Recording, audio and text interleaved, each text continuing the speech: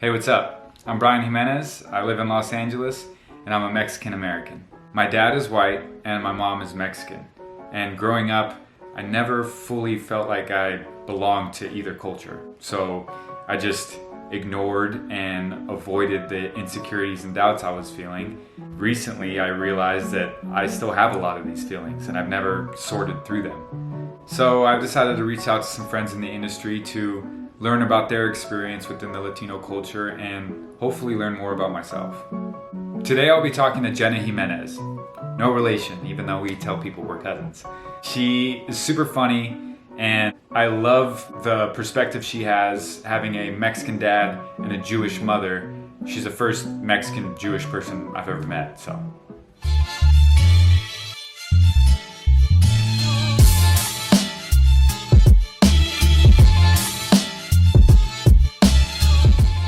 Thank you for sitting down with me tonight.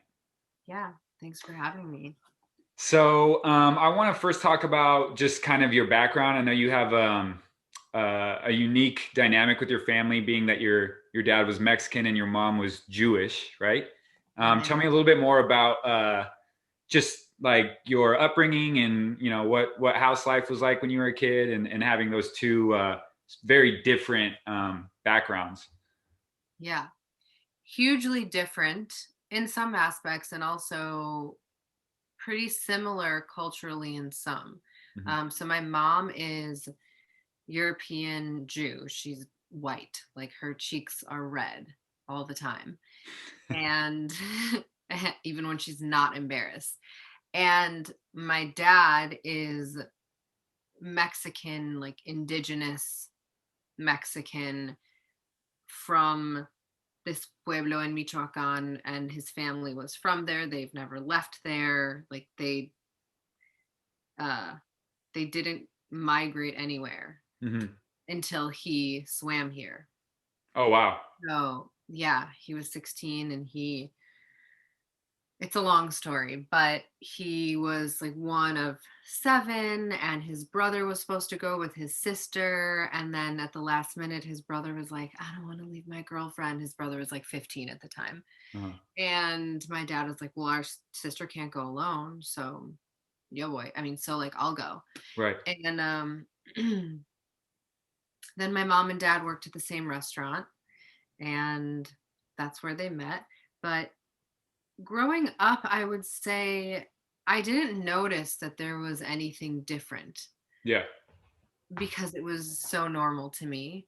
Right. And I went to I mean, I grew up in the city of Chicago, so there was a huge mix of different backgrounds and colors and beliefs. And I also went to schools where it was hugely integrated from Mhm. the time I was in preschool. So it was very normal for me to be in a school where English was a second language for a lot of people. Yeah. And then I went to a language immersion school through sixth grade. And then I went to another school for seventh and eighth grade. And then I went to high school in the heart of the city of Chicago.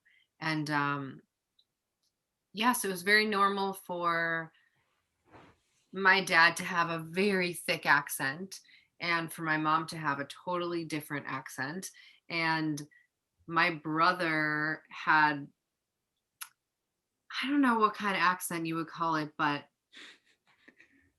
urban, and so it was just very different. It was very normal for me for people to speak differently in my household from one another, for them to look differently. My dad is darker, my mom is lighter, my brother is like in the middle. I would say I'm probably the darker one of the kids, except Zoom turns everyone white. So, um, yeah. And my dad came from a really conservative, religious, strict background. And I mean, I don't know how strict you can be when you're leaving at 16, but just conservative. Yeah. Everything that, which is true for a lot of Latinos, if it's in line with Catholicism, Right. Right.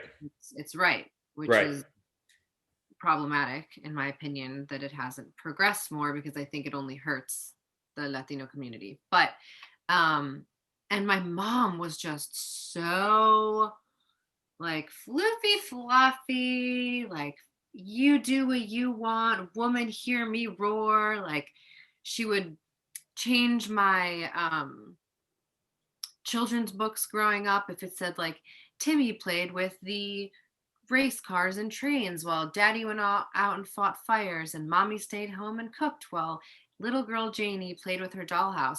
She would scratch them out and switch everything. So it was like mommy was fighting fires while and I would be like, someone ruined my book again. My mom, before I could read, and she's like, oh, there were just some mistakes, sweetie. I was just correcting it.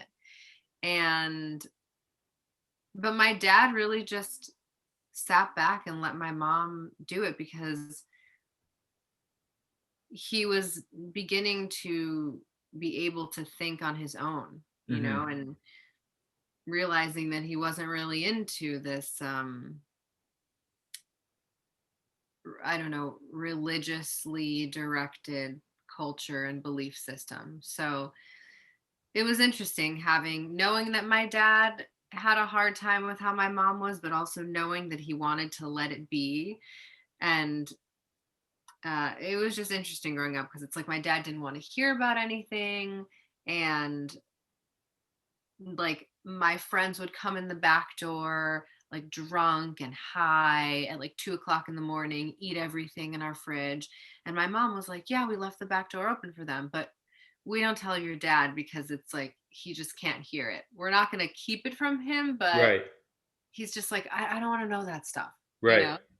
And there was a lot of trust in the household because they knew like I didn't drink and I didn't smoke. And so I had so much freedom. Yeah.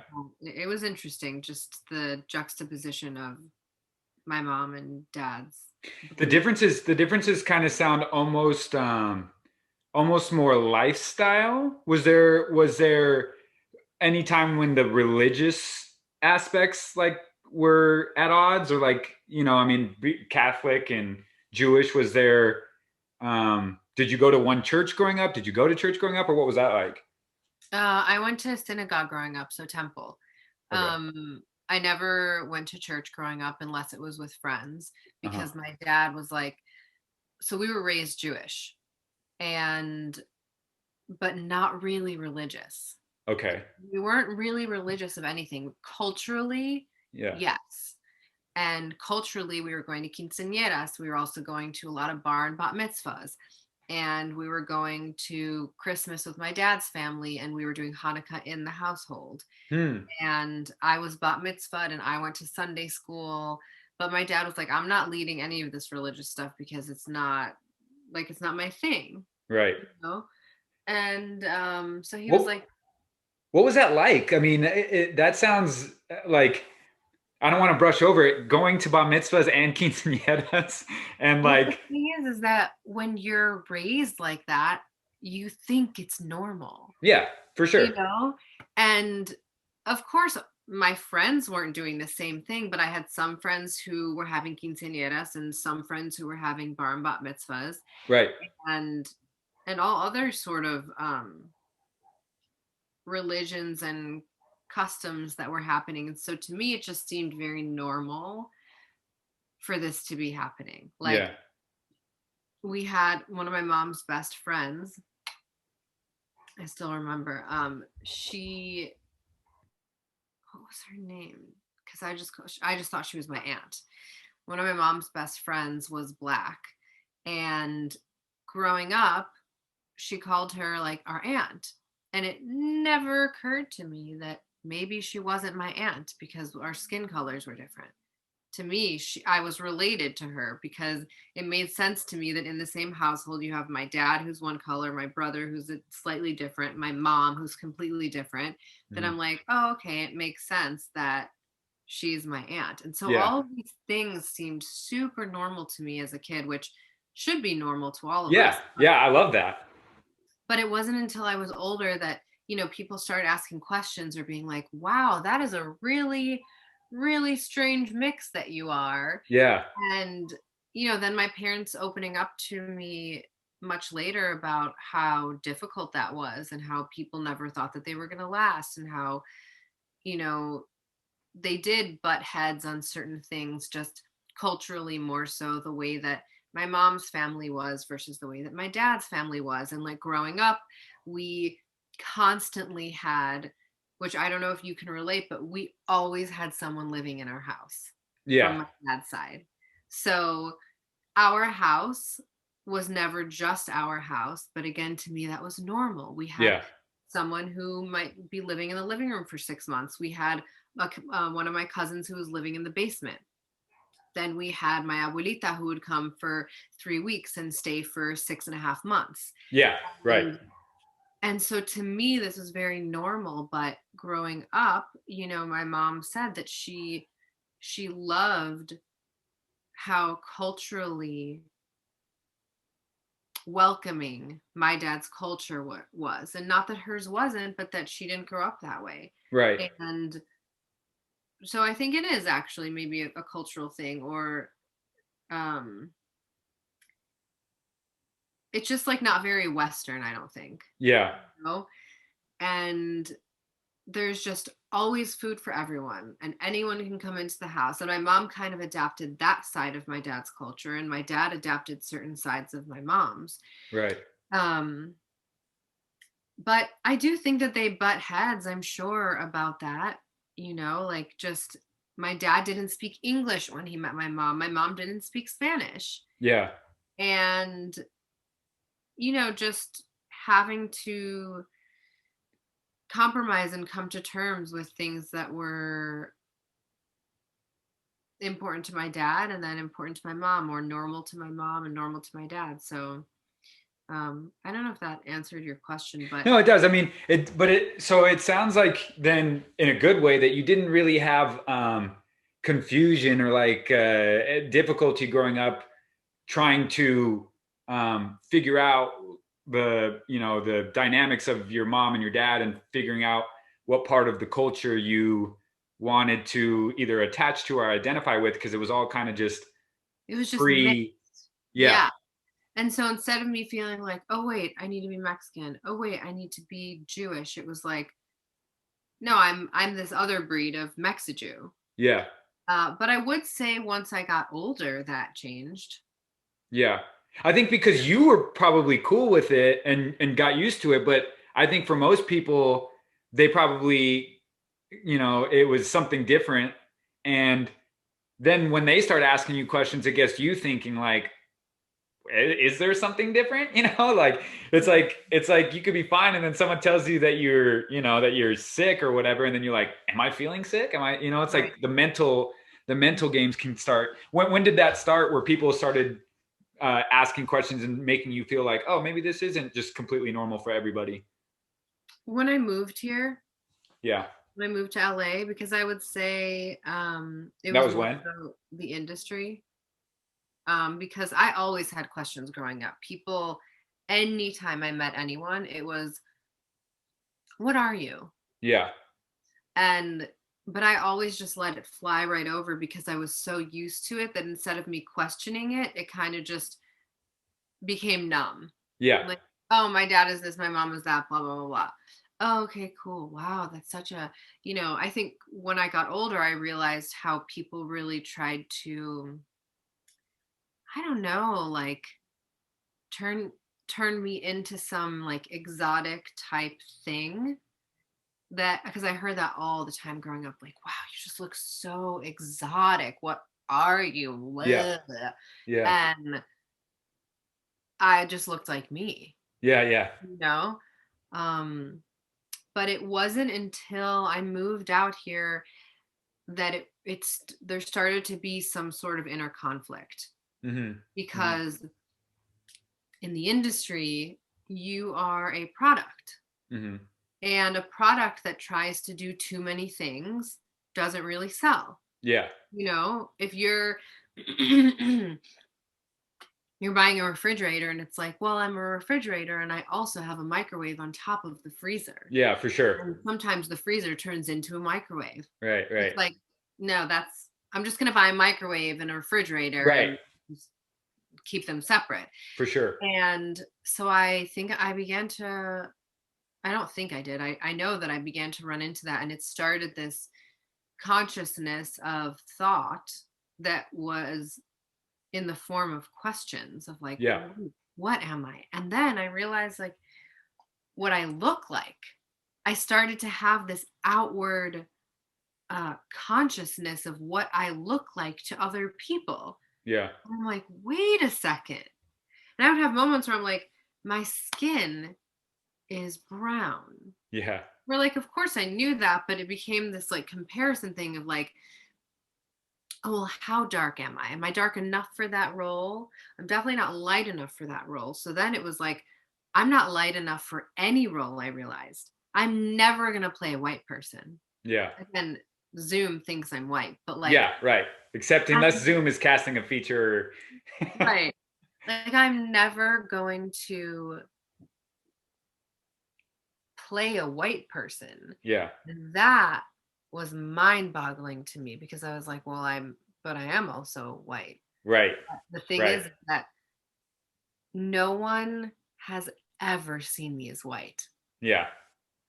It's just fact. If you have pigment to you, if you have melanin, if you have a shade to you that is of color, I shouldn't say color because peach and shit are colors. Yeah, no, But I think I know what you're talking about. but yeah, if you have melanin in your skin and it's noticeable, you're actually never going to be white. Yeah. And so that became this sort of hurdle in my understanding of what I was to the industry. Yeah, for sure. And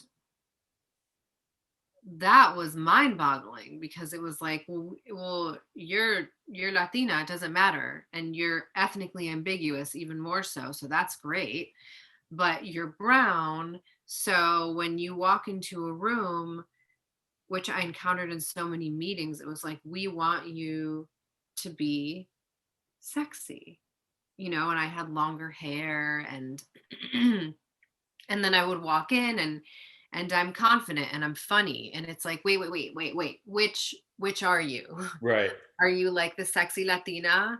Are you the tough Latina? And Right. it was like very confusing, and in so many meetings they were like, look, we love you, it's just we're trying to figure out how to pitch you to the rest of the team. Right. And I'm like, well, pitch me as such, Yeah. the way that the ball came in, just pitch it like that. Yeah. and and they would be like, so okay, so are you what you're like, you're not the girl next door, and I'm like, well, this is, so again, it's an industry thing because I know that happens for people who are not brown as well, but it was confusing to me because for someone who was just white, it's like, okay, well, I just have to figure out my type. And for me it was like, oh, I have to figure out my type and my race, but my race can't be actually what I am. It has to be only what you see. And then based off what you see, what you want me to be. Right. So, yeah. Yeah, I mean, that's something that has come up in almost every interview is the box that they want to put Latinos in and the types of roles that are available for that. And Mhm. it's not, it's a struggle to figure out, who you are, especially when how the industry sees you or how they want to cast you, how they want to use you is different than how you see yourself. And it's like, and they're, like you said, it becomes this conflict of like, well, these are the parts that I'm getting, but that's not the way that I don't relate to these parts, or I don't feel like there's a connection, or that's not really my experience.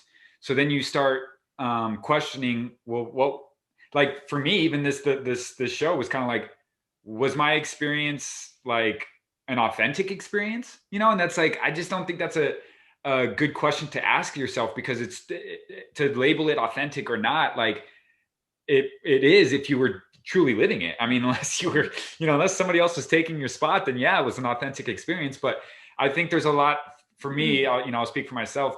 There's a lot of insecurities that I had about being Mexican and like where I, how I fit in, because I felt this way about me. And then moving to LA, it was like, I didn't actually meet the criteria that some of the people were trying to, like, the way that they saw me.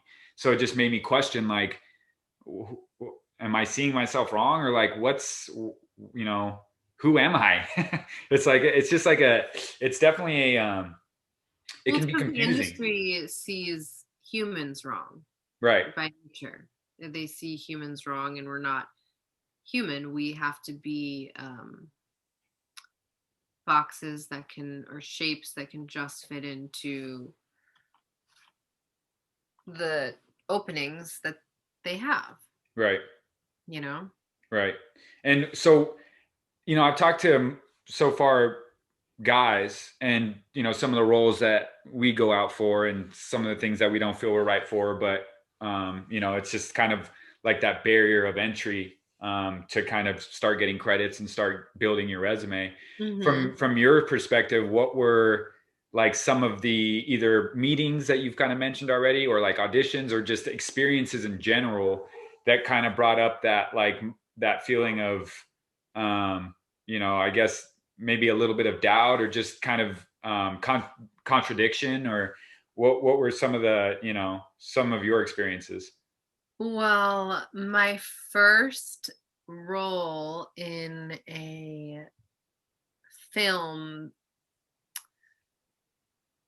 I would say, like, as an adult, because I did like some short films and a film when I was younger. Um,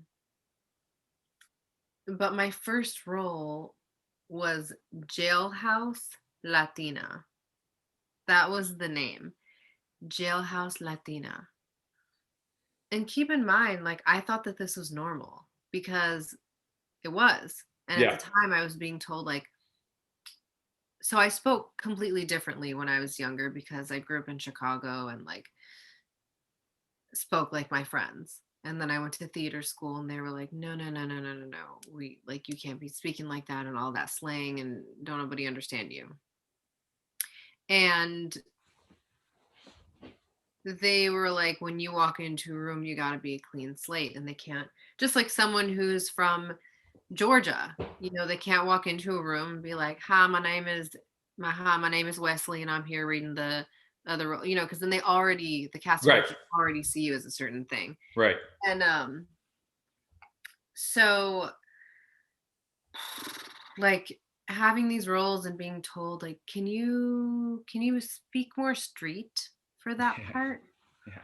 or more urban, and then having so many callbacks for this one show a couple years ago here, and I had a director session and I did it, and it was this lesbian girl who was like rough and tough, and you know, I did the role and I had already had like 4 callbacks, and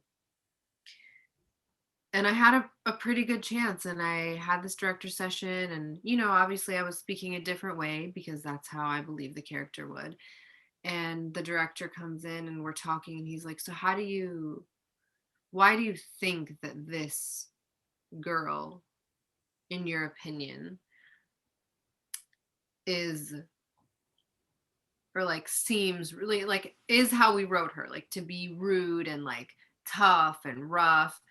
And I was like, well, I just think that she's deeply hurt and it's hard for her to articulate her emotions. And he, like, but I snapped out of that character to speak, and he was like, and that was it for him, because he was like, oh, this girl. And then I heard, because I was working in the casting office at the time, the director was like, yeah, she's too smart.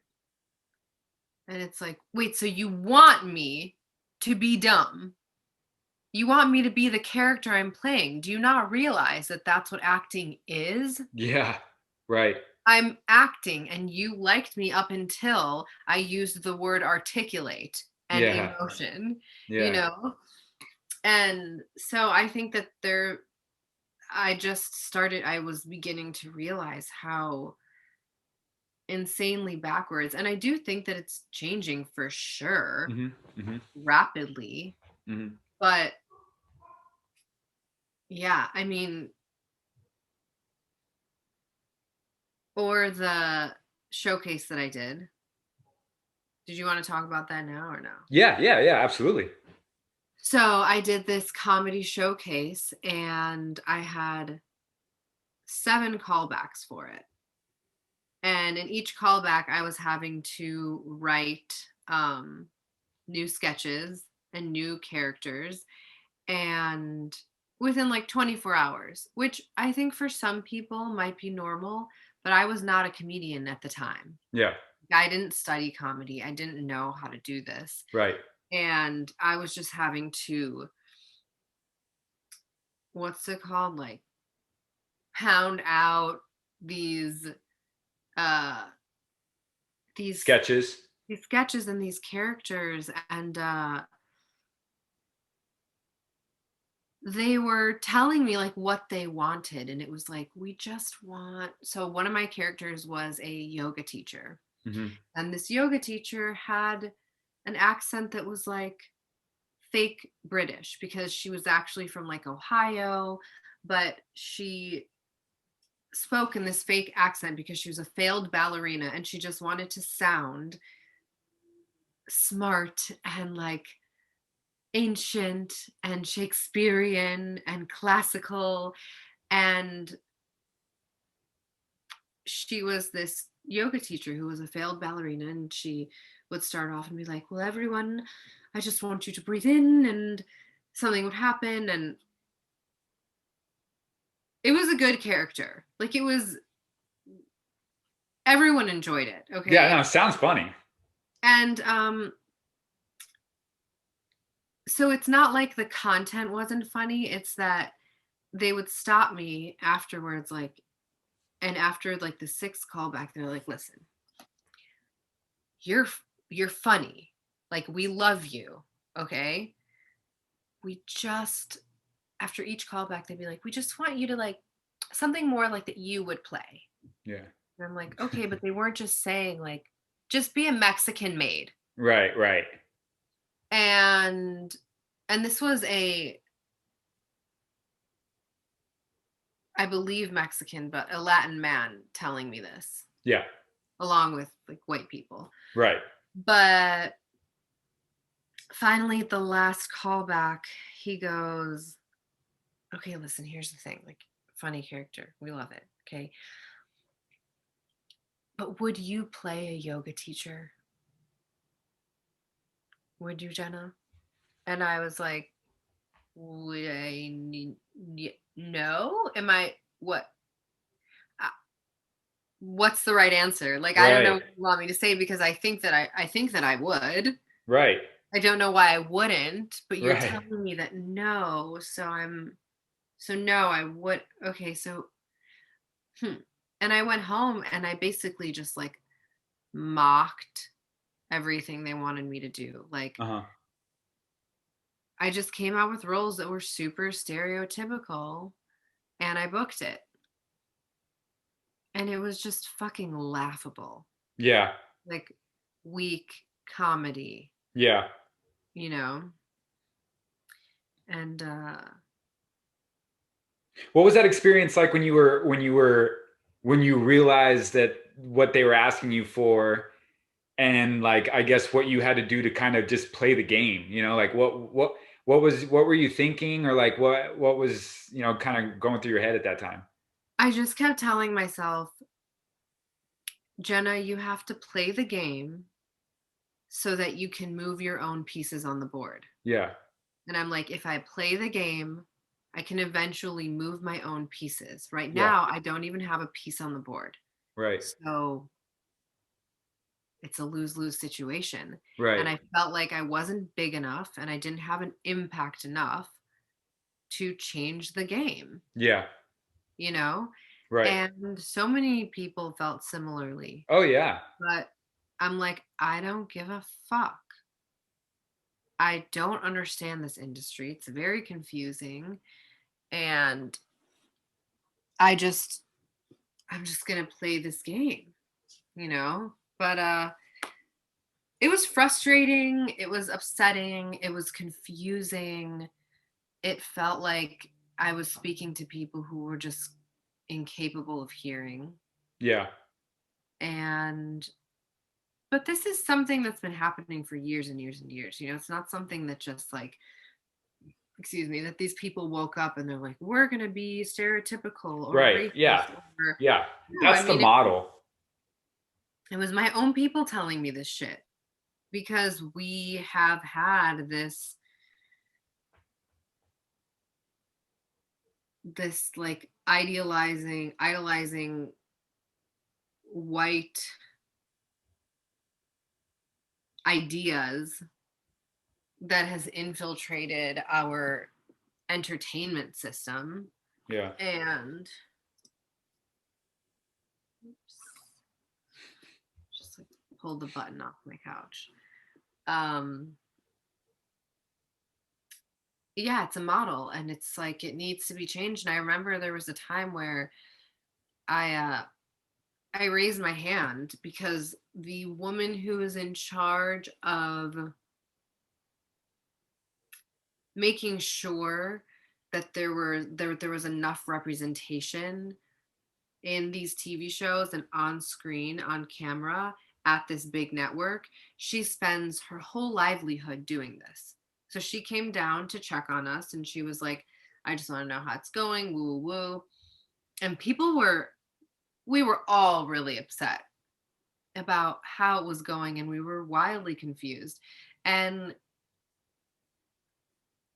one of the directors said something like, yeah, you know, we want you guys to be creative, you know,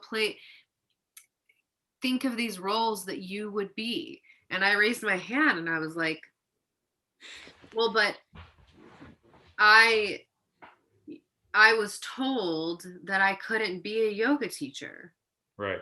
So I'm a bit confused as to how you want us to be creative. It doesn't sound like that. And I'm speaking for a lot of other people. Needless to say, I was actually cut like a couple days later. Oh, wow. She came up to me. She didn't have anything to do with casting, but she was like, who told you that? And I said, I'm not going to throw them under the bus. Right. And it was just important for me to let you know because you seem frustrated and it seems like there's some communication that's not happening. It seems like there are these people at the network who are hired, who really care about representation. And then these other people who are being paid a lot of money to just keep it the way it is. And there's some communication that's not being understood. Right. And then we are not able to develop this, I don't know, we're not able to develop and create this content. Right. That's more like organic and fresh. Yeah, because this is what we're being told. And when we're doing what we believe to be organic and fresh and creative, it's being shut down. Right. And it's being told, no, that's not what we're looking for. Right. And we're artists who want to be what you're looking for. Right. So we're going to be malleable and change it up and do this dumbass, weak comedy. Right. And yeah, so eventually she asked me, like, was it so and so? And I was like, I'm really not comfortable saying, like, that wasn't my point. And she was like, well, I'm not trying to throw anyone under the bus and I won't even mention it to them. But my point is, this is what I spend morning and night doing, like day and night doing. And if someone is unintentionally stopping this because they think that this is what they're supposed to do, like, we got to fix that. Yeah. And eventually the whole program got fixed, but like, it was rough. Damage had been done at that point. Right. Yeah. Because it was years, you know. So I think it's been confusing, frustrating, to say the very least. Yeah. To put it in such a simple way. So because you do, you've done a lot of really funny like skits and sketches that you do on social media, and I've seen some of the characters that you do, and I like to do comedy, and I'll occasionally do characters and stuff like that as well. Um, and I've found that there's times when there's like this balance, this thin line of wanting to do funny stuff that because it's your culture or because you lived it, but not wanting to make fun of it, not wanting it to be like a caricature. And I've found that that can be hard sometimes because it's almost like if I were to do a sketch that had something that had to do about being Mexican, there's almost a fear that I would have that someone would be like, he can't be saying that stuff. He's barely Mexican, or like he's not Mexican enough to, you know what I mean? Like almost like, okay, I'm not Mexican enough to do this, but I'm also not white enough to do white stuff. So it's like, that's the I know that constant shit push is and like, pull. it's like the most whack shit, but it's like, okay, well, what do you do with all of us?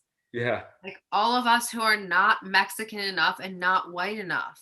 Right. Like, okay, what do you do with us? We're humans too, and we're a part of these cultures and we're mixed. And at Right. a certain point, everyone is going to be mixed. So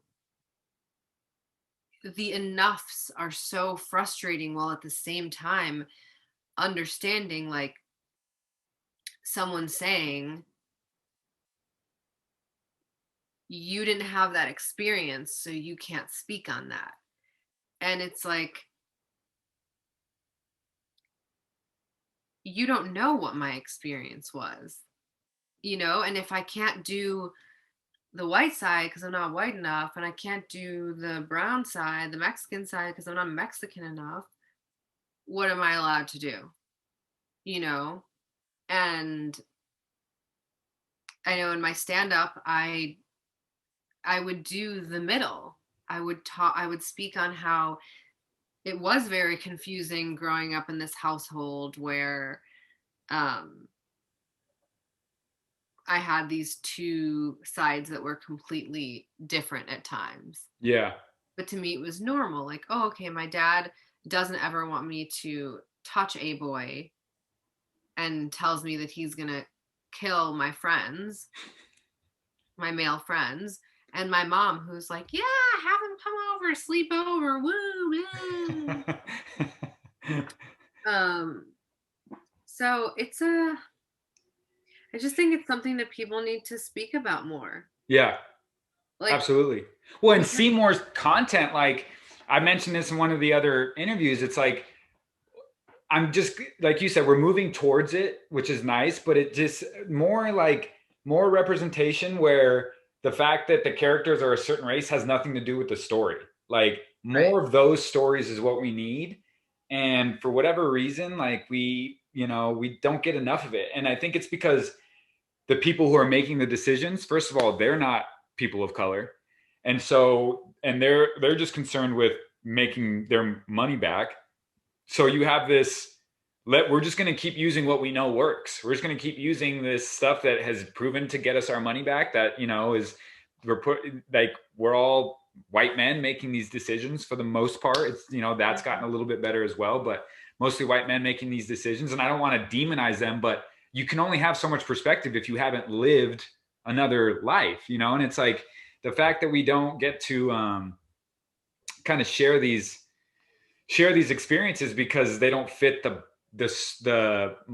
story frame that they want. It's just kind of like it's luckily we're at a place now where we have resources to create our own stories and shoot our own stuff, but it's like you know we the goal is to get these things seen on a massive scale so that people like myself when we were younger can see stuff and be like, oh cool, it's not about just like the Mexican guy who's the landscaper or the mechanic. Like this lawyer is Mexican, like Right, and he just cool. happens to be Mexican. It's not Right. like we're not making a fucking meal out of the fact that like Right.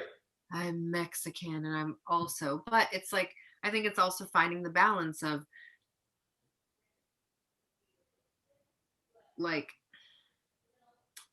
I don't know how to say it, but like implicit or explicit representation, but where we're also not shoving it in your face and where it's also not like, look at this Mexican lesbian girl, but where it's just a girl who happens to be lesbian or happens to be Mexican, and a lawyer who happens to be a woman and isn't like, I'm a woman and I'm a lawyer, like I'm Mexican and I'm a president, you know? It's like, so I kind of understand the struggle with that as well, because we want it to be normalized, right? But before it can get to a point where it's normalized, it has to be identified and almost shoved in people's faces. Like, we exist, we can be these things. And which is kind of like, I think what we're going through now with cancel culture, where people are like, you can't, which I think is utter fucking bullshit and does not leave any room for growth as humans. But we're in a phase right now where it's like, you can't say anything, and you do have to and people are like, well, actors can't be actors anymore. It's like, if you're going to play a doctor, do you really have to be a doctor? And if you're going to play like a Latin role but it calls for Mexican, do they specifically have to be Mexican? They can't just be Latino. And I think that the reason we are in that place is because there was a lack of representation and there was a lack of appreciation. So yes, do I think we could get to a place where, you know, people didn't have to be the exact role that they were playing? Yes, but it also makes sense that people would be up in arms if someone who is not trans is playing trans. We're like, yes, are you allowed to do that as an actor? Why, yes, but not until there's been enough representation, enough inclusion for whatever that role is. So let's say, yes, someone who's trans and not actually trans, it makes sense that the trans community would be extremely up in arms, because they're like, well, there's not equal representation, there's not equal opportunity yet. So until there is that, it's almost like we do have to shove it in people's faces, and we do have to make it more explicit and like more obvious. But I do hope that we get to a point where you know, where someone just happens to be a Latin person somewhere, you know, Yeah. and where it's just normal, and we don't have to like nudge at it, and we don't have to show it. But right Yeah. now, because it wasn't being shown, we have to show it so that it can then be normal. Yeah, for sure. For sure. And I think, you know, even like they made a casting recently for the new Lucille Ball story. And they had Javier Bardem is going to be playing Desi Arnaz. And there's a bunch of people that are mad because, you know, technically Javier Bardem, I think, is Spanish. He's from Spain. And Desi Arnaz was Latino. I can't remember exactly what it is, but there's people who are mad that they cast Javier Bardem to play it. And it's like, Javier Bardem is an amazing actor, you know, but Yeah. yeah, it's a slippery slope, because it's like, you I think know, you want, was Cuban. go ahead. I think Desi Arnaz was Cuban. I was trying to Oh, okay. look it up. Okay. Desi Arnaz, yeah, he was, I believe he was Cuban. Yeah. And so there's, you know, like, it's a slippery slope, because you want good actors and you want people in the movie that people are going to go see. I get that part, but it's not like there's a shortage of Cuban actors, or there's a shortage of, you know, some of these roles that we're looking for. So it's like, it's frustrating when I mean, like, the crazy shit, like when you got Tom Cruise in The Last Samurai, or you have Scarlett Johansson playing an Asian girl, like, that's just outlandish. But when we're mad that Javier Bardem is playing a Cuban, it's like, I don't know. I guess I should be mad or upset or offended, I guess, but I'm not really, you know. I don't know. I guess there's room to kind of like use your discretion, you know. And I guess for something like this, it's like, I don't know, maybe I'm going to get killed for saying something like that, but that doesn't bother me quite as much as some of the other stuff that's more whitewashing, you know. Yeah, I don't think anything needs to bother you or should bother you. I think it's good for you to consider it and for you to think like, oh, well, why is that upsetting? And for you to question it, which is like what I was saying before, where I understand people almost on both ends who are saying, but I'm an actor, like this is my job, Yeah. and but at the same time, it's like, right, but the role that you're playing belongs to a group that hasn't had fair representation and fair opportunity. Yeah. Which is why it's like, if I were to play a white person, no one's going to be upset because it's like y'all still have like 86% of the roles. Yeah. Yeah. So fall back. Yeah.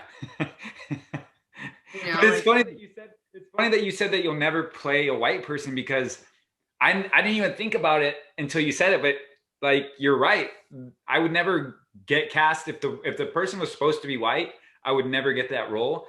And I didn't even think about it that way. I guess I kind of always just thought like, well, I'm obviously going to go out for, Hispanic Latin roles, but there's also the possibility that I could read a role that they thought was going to be for a white person and I maybe change their mind, yeah, but not to the point where it's like, oh yeah, he'll pass as white. Like it's kind of like, which is crazy because my dad is white. Like you look at him, he's a white guy. My mom's Mexican, so it's just funny how like kind of one half is just like kind of just shut off. Which is like right. which is so strange, especially for people like you and I who are already trying to like navigate through the world of being biracial, and then you're like, oh, and now you kind of got to like just lean into this one side because that's all that's going to really be there for you. Right. Like, I've never been white to any human in the world. It doesn't matter. It doesn't matter that my mother is white. Yeah. Yeah. Because we have brown in us, you're brown. It doesn't matter how little you have. Right. But there's also like, and the reason I say brown in the color of your skin is because you can be Latino or Latina, Latinx. That's like, I don't like saying Latinx because it just doesn't. Yeah. No. Yeah. Doesn't sound Latino to me. No. Latinx is right. Yeah. That's good. What was I saying? Oh, so you can be Latino, and I don't like saying Hispanic because that's completely linking us to colonial times and like to Spaniards, but you could be white and Latino, and there it's like, oh, well, then you could pass as both, because Right. if a network is like, oh, we need to fill our racial quota or something Right. like that. Right. Right. Oh, this person is actually Latino. Right. But if you're white, you have a fully different experience. Right. Like, I have friends, very close people to me, who are Latino, but their skin is white. Yeah. So they lived a completely different life. Right. You know what I'm saying? Absolutely. Like, and it's just, it's odd, it's strange. Yeah. I mean, like and I don't want to make it sound like I'm, like, oh, I only get stuck with the Latin roles. Like, I'm happy to bring representation to that group and to like represent my heritage, but I think it's the fact that it doesn't feel like it fully encompasses who I am, so it's like, it feels like there's a part of me that's not like going to be represented. And it's not just in the roles I play or get to audition for, but also in like what's on TV and film. Like you rarely see, that kind of story. And it's like, I just wish there was more of it. And it's getting better, and I'm optimistic and hopeful, but yeah, I and think it's that probably there's getting better just because they know that that's what's selling now too. Yeah, exactly. And that's the thing that's frustrating. It was like, well, we want to do this because we know what makes money and we know what does well. And it's like, well, why don't you even test this other stuff? And then they do, and it makes crazy money. Like, some of these shows and some of these movies, you know, Coco or some of these other ones that like, you know, kill at the box office. You know, How to Be a Latin Lover, some of these other movies that like broke all kinds of records, and it's like the numbers are there. And Hispanics go to the movies more, I think, more than any, like they spend their disposable income on movies more than I think any other like ethnicity. So it's like they go to the movies, you know, the audience is there. It's just getting the people in those positions that are going to make those decisions and say, yeah, we're going to give this the green light, you know. And I don't even know if these interviews are going to start changing that, but I guess the goal was just to start, you know, start conversations about it, and or at least keep the conversations going, and get, you know, get the information out there that like, you know, there's a lot more people than what's being represented on the screen, you know, and Yeah. hopefully, you know, with enough knocking on the door, they'll let us in and start showing all of the stories. But I think right now we're still kind of having to find out like these little holes that we can fit in to kind of, you know, get our little piece of the pie. And it's like, you know, it can be frustrating, but you know, there's that's just the industry side of it. I think what you know, I'm realizing is that as Latinos, you know, you and some of the other people I've spoken with, we're all dealing with all kinds of like inner, you know, I don't want to say inner struggles, but just like figuring out like where we stand in this world, you know, and like who we are, and how, you know, I think I'm getting to a place now where I'm getting comfortable in my skin, but it's because I'm starting to accept the things that I was really insecure or doubtful about, and just accepting them for that. It's part of me and it's part of my experience, and it doesn't make me any less than or more or anything. It's just my experience, you know. Right, which is what we want as humans. Just Absolutely. we don't want everyone's experience to be the same. Right. Right. And it would help so much if we saw all of these different experiences on film. I mean, for me, sorry, I just ate like 16 ginger chews because it's been a stressful week and I Yeah, needed. it's all good. For me, I act because of that. I act because I think and I believe truly that when people see a story and they are fighting for the main character, or they see why a person is a certain way, and it's not someone they're related to or they're dating, so they don't have any ego involved, Yeah. they can, on some scale, better understand that person, that story, that community, that skin color, that belief, because they don't have to answer to anyone. It's not an argument, it's not a conversation, it's just them and the screen. And they can consider something without being attacked or Yeah. without feeling that they're being attacked. And Right. so I believe that people are much more likely to subconsciously even make these little changes of understanding by what they see on the screen. Yeah. There's no way. We've done so many studies and it's been proven that what we see in either advertisement or on the screen rules us Yeah. as a society. Yeah. It's how we look to see what is normal, Yeah. right? So if there is this sense of normalcy in differences and in what we see on the screen, then we're directly changing that, Yeah, for you sure. know. And if it starts conversation, even better. If it starts questioning, even better. And the conversations, like you're saying, are what we're trying to keep going and what we're trying to continue having, and the right conversations too, because it's like i'm I'm not a writer, but I would love to see someone on camera who is mixed like me, and who has these two different cultures, but where it's not shoved in your face. Yeah, right. You know, like my stand-up, it's like I'm mocking it, or I'm being a caricature of my dad and then being a caricature of my mother. It's very obvious, but I would love to see a show wherein the main character's kind of just like me, or just like some other people I know, or just like some of the white girls I knew who grew up in the city Yeah. and Yeah. had friends like me, and and who had differences and who had similarities, and where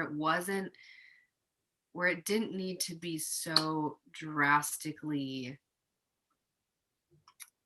I don't know, like making the whole story about how odd this is or how unnormal it is, and right, just like let it be a part of the story that just like lives and breathes within. And maybe there's, what I loved? I really loved that the show Master of None, Aziz Ansari's show.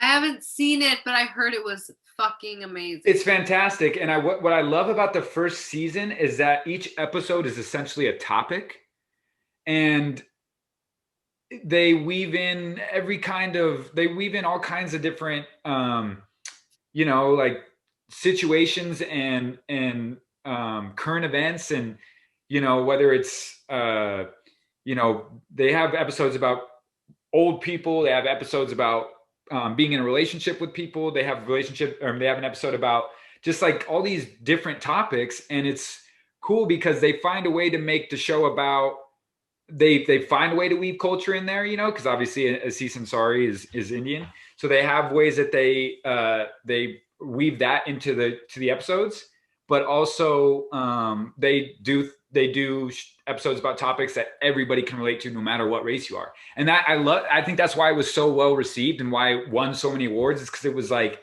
this is a show that everyone can watch. Everyone can watch this and get laughs and feel connected and feel like they can relate. And it doesn't have to so overtly make the show just about that thing. And right, like, because when it is about that thing, you can only connect if you have that exact experience. Right.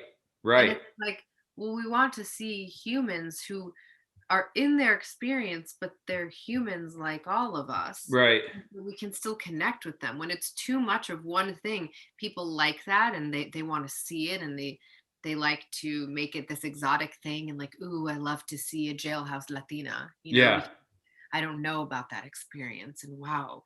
But what, how about someone who, and also, okay, let me finish my thought, but how about someone who is that thing but also has a lot more to offer because they're human? Right. And I'm not against telling those stories. I remember when I first signed with my manager, he was like, he had me fill out a form, and he's Latino, and so he gets it. And he was like, let me know what you will not play. And I was like, I will play anything, but I will not play roles that have no story. Yeah. Roles, like stereotypical roles that have no story. Right. I'm like, if I am a house cleaner, the Latin house cleaner maid, right, and my sole purpose is to fill that spot of that stereotype, I'm not into it. right. If I have a storyline and I'm a human and there's depth to it, sure. Yeah. Because I'm not saying wipe out every pregnant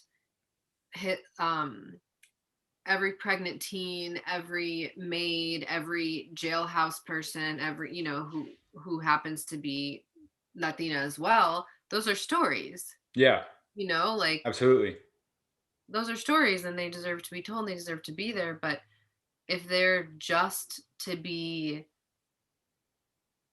like moving props or moving set. Yeah, and like gawked at, and yeah.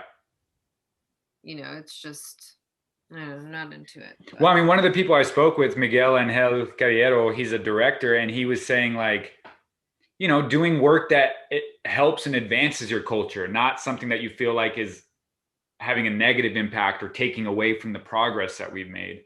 And I think, what you're saying speaks to that. It's like, it's not that I won't do just this role based on name alone. It's that I'm not going to do this role if it reinforces that that's all we do, or we're only able to, we don't know any English and we're just in the back with one little line here and there that just, shows that we're just another Mexican house worker or whatever. Like, how is that helping, And I think that when you take that approach, when actors and actresses like us start, we're starting to put our foot down, like, I don't want to play that, and luckily my reps are pretty cool about it. If there's a role that comes through that I'm like, I'm going to pass on this, it's like, it's not a big deal, I mean, because more will come. And I think when you're saying no to everything, then maybe there's a discussion that needs to take place just so that no one's time is being wasted. But I think that it's nice that people like us are starting to say, like, I don't want to play that role. Even though that, like you said earlier, you don't feel like you have the impact to change the game. It's like, well, I'm still a player, and like maybe I can, maybe if enough of us players band together, then we can change the game, and we can say, like, these types of roles need to go away, or they can't just be for this group of people. Like, And all years people ago, do it.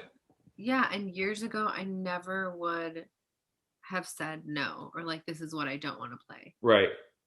I was just so thirsty to play. Right. And now I'm like, you know what? I'm good. I think also too, like years ago, even 5 years ago, you kind of didn't want to say no because it's like, what else is there, And now it's like you can say no because you know that there's, even if it's not a big amount, there are films and TV shows being made that are telling the good stories, are representing us fully. And so it's like, I want to work on something like that. I can wait till something like that comes along. Whereas, Yeah. maybe 5, 10 years ago, it was like, if you said no, it's like that there wasn't much else coming in other than that kind of stuff, Yeah. And it's So also having the belief in you and the confidence in you. Like, I didn't have reps for a couple years theatrical because yeah, my manager at the time at a really great um management company was just like this white cokehead who just wanted me to be those things. yeah, And I sat back and I was like, you know what? And at the time, I thought, I'll take anyone who wants to rep me because I believe in myself and I'm going to do it. And then I'm like, wait.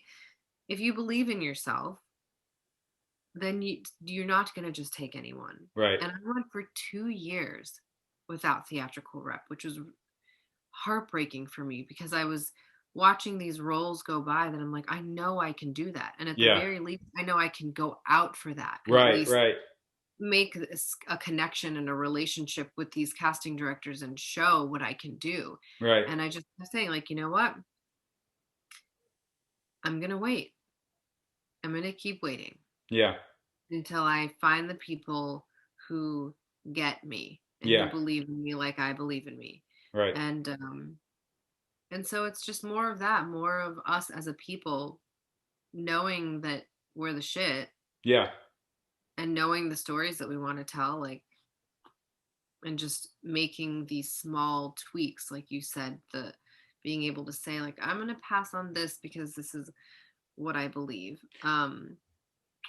Like, my dad was a dishwasher. Like, okay, my dad is a stereotype. He was 16. He had the same pair of pants from the time he was like 6 until he was 16, and his mom would just add on material and make it bigger and bigger every year. Like, poor. His dad was an alcoholic. They had no roof in the middle of their house, which is pretty common for a lot of Mexican homes where he lived. He swam here illegally, was a dishwasher, didn't speak English, yeah, so it's like, and he still speaks like he just swam here yesterday. Yeah. Right. and worked his way up, you know, and became successful, did it himself. And so it's like, sure, he is like your quintessential Mexican young kid, dirt poor, tough, gritty, swam here, woo woo woo. But I don't want to see a story that's just that. Right. Right. Like if there's something more to the story, Yeah. so be it. Because you Yeah. could tell my dad's story in a tasteful, Yeah. artistic, Right. human experience way, Absolutely. or you could tell it in a way that's just like, I don't know, seems masturbatory at this point, Yeah. but is Well, really just, did you see, is it Roma? Is that what it was called? yeah, That was like such a beautiful way to tell a story that sounds like what you're kind of talking about. Like there are the things that we have to do because that's just reality. Some of the jobs that, you have to take. And but there's a way that you can do it that's tasteful and that is a beautiful story, and it's a human story that everyone can relate to. And I think that's just like, Alfonso Cuarón and some of these other directors that are out there are just doing like such good things for our community. Like just rooting for those people to just keep making the films that they do because they're just such great storytellers, and they know the perspective to do it respectfully and tastefully, and they're doing great numbers and winning awards, and like that's just so good for our community and what we want to have moving forward, which is more representation. I'm glad you touched on it earlier in the interview with saying like having the self-confidence to say no and know what you want to give your energy to. I think self-love is such a big part of good relationships and a good having a confidence about your work. As an actor, I think like when you have self-love, you know that you're not going to do these roles and that you're only going to do these other types of things that fulfill you artistically, and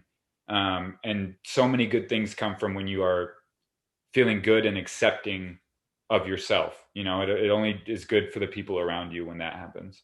I have a couple more questions, and then I'll let you get out of here. So you mentioned that the place that your dad was from, and you talked about his house just a few minutes ago. Have you been to Mexico often? Have you been to where he's from? What's been your experience actually in Mexico? yeah. So growing up, starting at the age of 3, we went every year as a family to that home. So my experience of Mexico as a whole is very small. My experience of my dad's home and his pueblo that he grew up in is very big. Yeah. And so when I went to Mexico City 2 years ago, I was visiting a friend who was filming there. I'm like, damn, there's like buildings and shit here, because that was just not my experience Yeah. of it. Obviously, I knew that that existed in Mexico, Of and I had other course. friends who lived in Mexico City, but I never experienced that. My experience was like dirt roads and living by the mountains, and my the home that my dad grew up in, and making tortillas by hand there with my abuelita, and Yeah. across the street is where my aunt lives, and we go to the market, and that's it. Yeah. And then I had gone to Tijuana to volunteer with one of my best friends, and the parts of Tijuana that we were in were a very particular experience as well, like very poor, and pigs roaming around and dirt roads and dropping stuff off to people who were in shelter and people who were trying to seek asylum. Um, so my experience was very, I don't know if I want to say singular or just particular to what my dad's life was. Right. It was very close to my family. That was the experience. But yeah, no, I went every year until I was a teenager. And we continued to go, and then maybe 10, 8 years ago, maybe 8 years ago. Uh, it just got tough with the cartel there. It got really Yeah, dangerous. yeah, yeah. Um, they hung my dad's cousin, chopped off his balls, like Oh my God. because he apparently like was trying to flirt with one of the cartel's girlfriends. Then it was like they called my aunt and told her like, oh, we need your phone line, so like you need to move out of your house, we need your home. And it's like, well, what are you going to do? You just leave. And then the last time that my dad went with my mom, they had it all on lockdown, like military lockdown. And so at that point he had already told us, the kids, he's like, you're going to stop coming. And then he just went with my mom and he's like, I don't want you to come anymore. And so he was just going on his own. And now it's finally getting to a point where he's like, let's go, Yeah, let's go back. right. But so I would say because of the, the war on drugs and the drug industry and the cartel, we didn't go for a long time Yeah. because it just wasn't safe. Yeah, yeah. It was the same for me. I mean, my abuelita lived with us. Usually she'd come for like 7 or 8 months out of the year when we were growing up through grade school, and she like did all of the housework while my parents worked, and she would take the Greyhound back to Mexico, and Wait, where are you from? This was in New Mexico and Arizona. Where are you from? So she would take the Greyhound back, and then we would go and visit. Usually when I was in elementary school, a little bit in middle school, but then once we got to high school and college, I mean, we never went back. She would still come stay with us, but we just stopped going back because she's from Juarez, which is right on the border, which was like another very dangerous, the border town. So there was heavy cartel activity in that area. It was super dangerous. And Wait, where are you from though when you're saying New Mexico and Arizona? so I was actually born in the Bay Area of California in Redwood City, and then when I was 3 years old, we moved to Albuquerque and lived there for I think like 9 years, and then we moved to Mesa, Arizona, which is a suburb of Phoenix, that's where I went to high school and college, and then I moved out here 7 years ago. So it's kind of all over the Southwest, but luckily New Mexico and Arizona were both close enough to Mexico where we would drive down. So I remember, driving down often, especially when I was younger, when we were living in New Mexico. Um, but yeah, I mean, it was just like after a while, it was too dangerous to go. And I've never been to Mexico City. I really, really want to go to Mexico City because you're not the first person that I've talked to that's mentioned how just an amazing experience it was to go there. And yeah, I mean, you know, I think that my experience has led to a lot of strengths. It's also led to some doubts and stuff. But what do you think is the strength of the path that led you here, and what is your hope for your path as you keep moving forward? Part of the strength is, I don't know, I feel like Mexicans have this inclination to joy, like in whatever scenario they're in. I feel like that's in my blood. Like I want to experience joy no matter what. Yeah, And I feel that my strength is, I think both of my parents coming from nothing, which is a very common story. And my mom also left the house at 16. Her parents never paid for anything after that. And just understanding that I have to build what I want, and being biracial, I feel that perhaps I can be more understanding of opposing or different sides and different experiences, yeah, for sure. and understand that they can be wildly different but still completely intertwined. Yeah, I think my goal and my dream is still to be able to tell these stories that no matter what, in my body, in whatever what I look like, because it is true that no matter what, when someone sees you on a screen before anything else, they see you on the screen. They see Mhm. you. So Yeah. before I speak, before anything, they see you, which is why I can't play a white person Mhm. because that's not what I look like, Right. you know? Um, which is why I can't like play a nice person apparently because I don't look nice. Um, but I I want to tell stories that are not necessarily mine. Yeah. That is what you do as an actor. Right. Tell stories, bring these stories to life that need to be heard with the hope of planting little seeds of understanding of the human condition and the human experience that's in everyone, Yeah. and I think that's always been my goal and my dream. I'm just more consciously now, and even maybe after this conversation, more consciously now wanting it to be through me and my skin, Yeah. which I had no choice, it's going to be through me and my skin, Right. but the conscious awareness of, look, we can bridge the gaps between humans. Yeah. Right. I really appreciate you just sitting down and talking with me. I've been gaining so much from these conversations, and it's just kind of. I think it's always fun when you have an idea in your head and then you get to see it come to life, and and you have cool friends and people who are willing to help you, get an idea that you have out and get it done. It's a really nice feeling, and I'm just so appreciative of you and the other people who are willing to sit down and talk with me with an open mind, and they're just like welcoming and letting me be vulnerable, and they're being vulnerable, and it's just a really cool thing to connect with, with you and these other people that I've been talking to.